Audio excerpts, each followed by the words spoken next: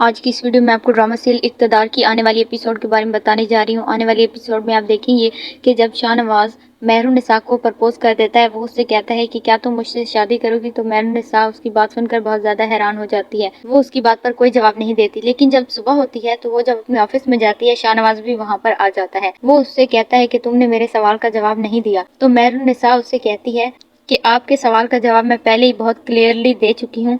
وہ شاہ نواز سے شادی کرنے سے انکار کر دیتی ہے۔ شاہ نواز کو سمجھ نہیں آ رہا کہ مہرالنساء ایسا کیوں کہہ رہی ہے۔ وہ تو حقیقت میں اس سے شادی کرنا چاہتا ہے اور اس سے بہت زیادہ محبت کرنے لگا ہے۔ اس کا دل ٹوٹ جاتا ہے مہرالنساء کی یہ بات سن کر۔ پھر دوسری طرف عروج رافع سے کہہ رہی ہوتی ہے کہ تمہیں مہرالنساء کے لیے پریشان ہونے کی کوئی ضرورت نہیں ہے۔ وہ ایک بے وفا لڑکی ہے، اس سے تمہاری کوئی پرواہ نہیں، تو تم اس کے بارے میں اتنا کیوں سوچ رہے ہو؟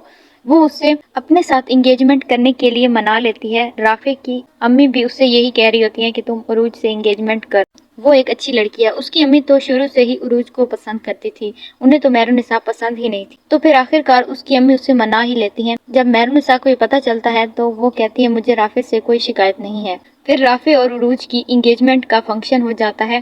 رافع خوش نہیں لگ رہا ہوتا کیونکہ وہ اس منگنی سے خوش نہیں ہے۔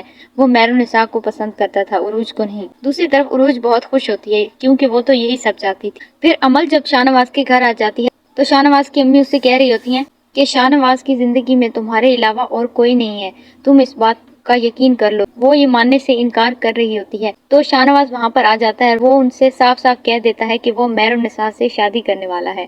اس کی امی یہ سن کر بہت زیادہ پریشان ہو جاتی ہیں کہ شاہ نواز ایسا کیسے کر سکتا ہے۔ وہ اب کسی سے نہیں ڈرتا، اس نے سب کے سامنے مہرالنساء سے شادی کرنے کا اقرار کر دیا ہے۔